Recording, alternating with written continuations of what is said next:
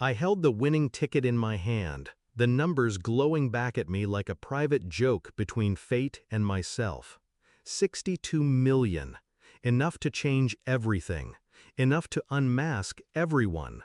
But I didn't celebrate. I didn't tell anyone. Not my parents, not my siblings, not even the people who claimed to love me. Because deep down, I already knew what they were: self-serving, conditional, circling me like vultures when I had something to give, vanishing when I had nothing. So I made a choice. I wouldn't buy a mansion, I wouldn't buy a car, I wouldn't buy anything, not yet. Instead, I disappear into simplicity. I let them see me as broke, struggling, barely holding on. And then, one by one, I asked them for help.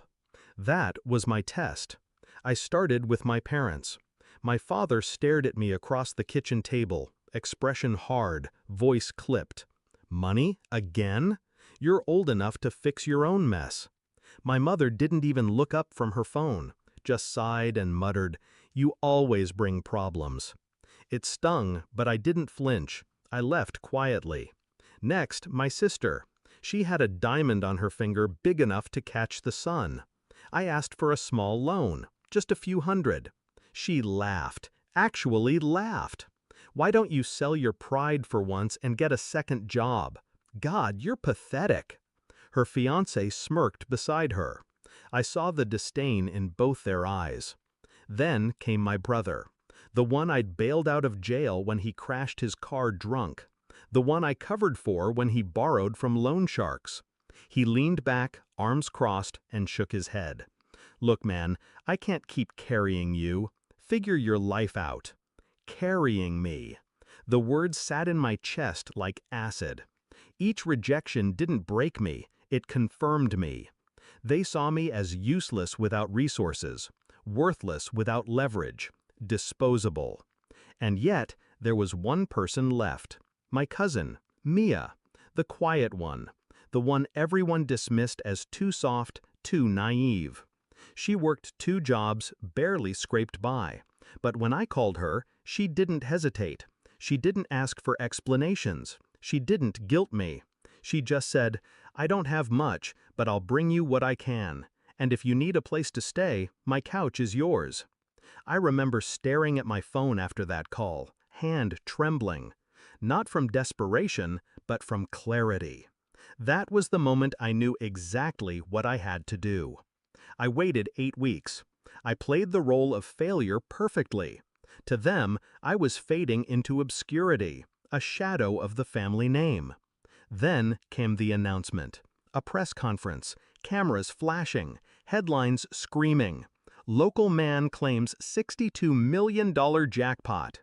I stood there in a tailored suit, holding the check as if it were a weapon, because it was. Phones exploded across the family group chat. Calls, messages, voicemails. Suddenly, my parents remembered they always believed in me.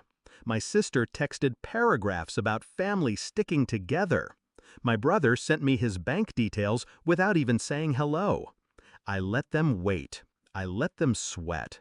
And then I invited them to dinner.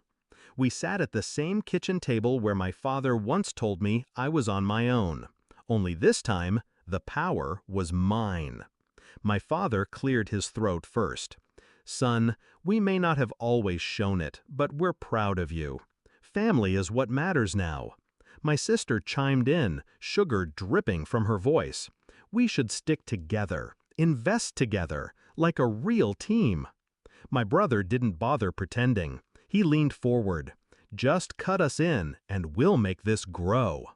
I let the silence stretch, watched them squirm. Then I spoke, calm, precise. "When I asked each of you for help, you turned your backs. Do you remember what you said? Because I do. Every word." My father's jaw tightened. My sister shifted uncomfortably. My brother scoffed, but I saw the fear flicker. "I don't need you now. I never did. And you won't see a cent of this money. Not one." The color drained from their faces. Rage simmered under their skin, but I didn't give them space to speak. I've already decided where it's going. Investments, charities, and the people who showed me loyalty when I had nothing. I looked at them one by one, then smiled. That means Mia, and only Mia. The room erupted. Shouts, accusations, curses. My father called me ungrateful. My sister screamed betrayal. My brother threatened lawyers.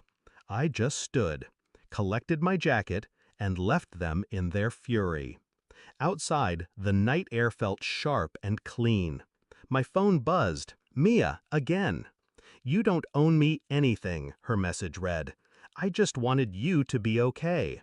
She had no idea what was coming for her. The new home, the trust fund, the freedom she'd never imagined. Because in the end, 62 million wasn't the prize. The truth was. And now, I finally knew who my family really was. I didn't win the lottery. I won clarity. And with it, I rewrote the definition of family forever. They'll hate me for it, but that's fine. I don't owe them anything. Not anymore.